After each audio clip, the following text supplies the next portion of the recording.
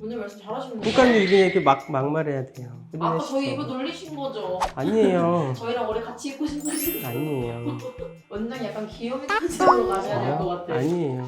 본인이 원하는 게 그 자연유착법으로 만들 수 없는 눈이라고 하면 필요할 경우에는 해야 될 수도 있고 을 해야 될 수도 있고 어떤 경우는 해야 되거나 그럴 수 있습니다.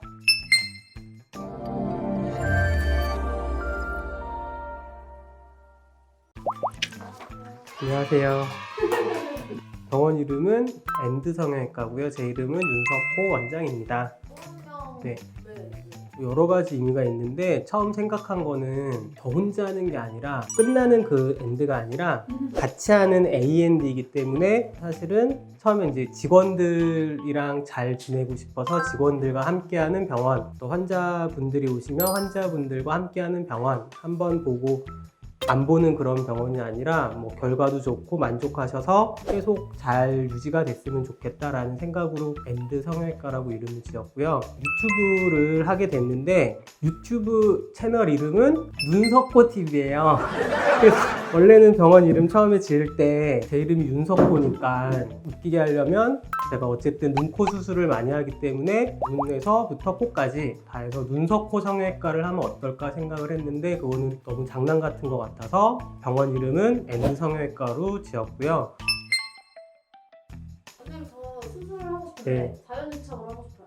자연유착법이라는 수술은 쌍꺼풀 수술을 절개법이랑 비절개법 두 개로 나눴을 때 비절개법에 속하는 방법이고요. 비절개법 중에 제일 대표적인 수술이 많이 아시다시피 매몰법이 있습니다. 매몰법이 흉터도 적고 회복기간도 짧고 뭐 상처도 적고 쌍꺼풀도 자연스럽게 잘 되지만 제일 큰 단점은 아무래도 조금 풀리기 쉽다는 그런 단점이 있어서 그거를 보완하려고 우리가 기본적으로 하는 매몰법에 수술 이름에도 들어가 있지만 유착이라는 거를 추가로 만들어서 쌍꺼풀이 조금 덜 풀릴 수 있도록 약간 변형시킨 방법이라고 할 수 있고요. 병원에 오시는 많은 분들이 이 자연유착법을 하고 싶어서 많이 오시는데 제 생각에는 가장 큰 이유는 이름에 자연이라는 말이 들어가 있어서 이 방법으로 하시면 쌍꺼풀이 뭔가 자연스럽게 되지 않을까라고 이제 생각을 많이 하시는 것 같은데 얘는 단순히 그냥 이름뿐인 건 거고 우리가 자연유착법으로 수술을 하더라도 쌍꺼풀 디자인을 조금 어색하게 한다든지 본인 얼굴이나 눈에 안 어울리게 하시면 부자연스러운 쌍꺼풀이 될 수밖에 없습니다. 그거는 알고 오시는 게 좋을 것 같습니다.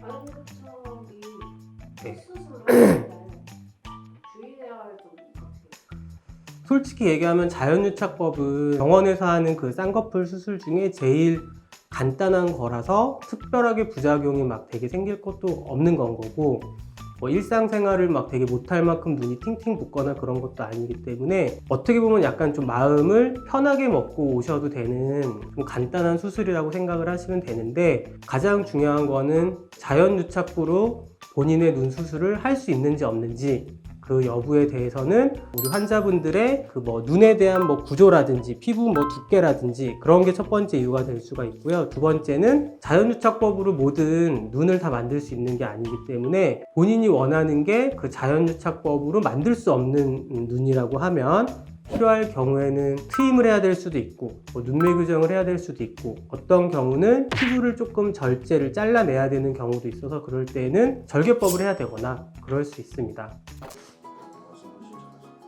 훨씬 나은 것 같아요. 밥을 먹어서 기분이 좋아요. 역시 아까 배가 고파서.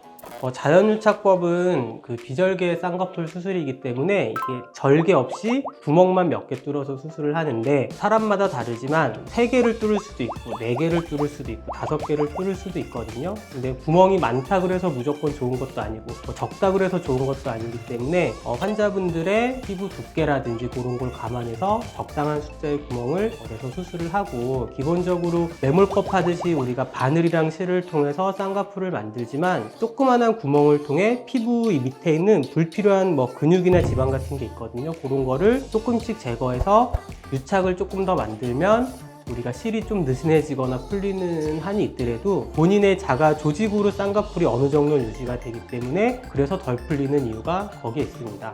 근데 가끔 자연유착 했다가 풀어졌던 사람들도 있긴 한데. 그렇죠. 네. 그래서 쌍꺼풀 수술이 물론 안 풀어지게 하면은 제일 좋은 거지만 절개법을 해도 풀릴 수도 있거든요. 풀리는 확률이 적을 뿐이지. 근데 절개법을 해도 안 풀리게 하려면 안 풀릴 만큼 되게 세게 쌍꺼풀을 만들어야 되기 때문에 안 풀리는 장점이 있는 대신에 눈을 감았을 때 막 흉터가 너무 진하게 보인다든지 감았을 때 자국이 또 너무 심하게 보인다든지 그런 단점도 조금 있을 수가 있고요. 비절개 쌍꺼풀이 풀리는 이유 중에 가장 큰 거는 안에 있는 이제 실이 끊어졌다든지 매듭이 느슨해져서 좀 풀린다든지 그러면 쌍꺼풀이 좀 풀릴 수가 있는데, 수술하시는 대부분의 환자분들한테 설명을 드리는데, 우리가 눈이라는 게 결국은 이렇게 뜨고 감고 움직이는 것도 있고, 맨날 세수하면서 이렇게 만지고, 여성분들은 화장하면서 만지고 지우고 비비고 바깥에서 이런 기계적인 자극이 자꾸 가다 보면 약해질 수밖에 없거든요. 나중에는 어쩔 수 없지만 수술 초반에는 우리가 자리를 잡기 전에는 자꾸 막 만지거나 비비는 행동을 조금 줄이시는 게 쌍꺼풀이 오래 유지될 수 있는 팁 중에 하나라고 생각을 합니다. 풀렸을 때를 감안해서 처음에 일부러 쌍꺼풀을 크게 만들 이유는 없다고 생각을 합니다. 안 풀리면 너무 어색한 눈으로 지내셔야 되기 때문에, 그게 본인도 어쨌든 거울 계속 보시면 약간 스트레스고 옆에서 봤을 때도 부담스럽게 보일 수가 있기 때문에 가급적이면 풀리지 않는 방법을 이용해서 처음부터 그냥 적당한 라인을 잡으시는 게 더 낫지 않을까요? 너무 어거지로 요자를 붙이지 않았나요? 괜찮아요. 오늘은 자연유착법이 주제이기 때문에 자연유착법 위주로 설명을 드리는 시간을 가져봤는데요. 다음번에는 자연유착법 외에도 또 다른 수술법이나 유익한 정보로 찾아뵙겠습니다. 감사합니다.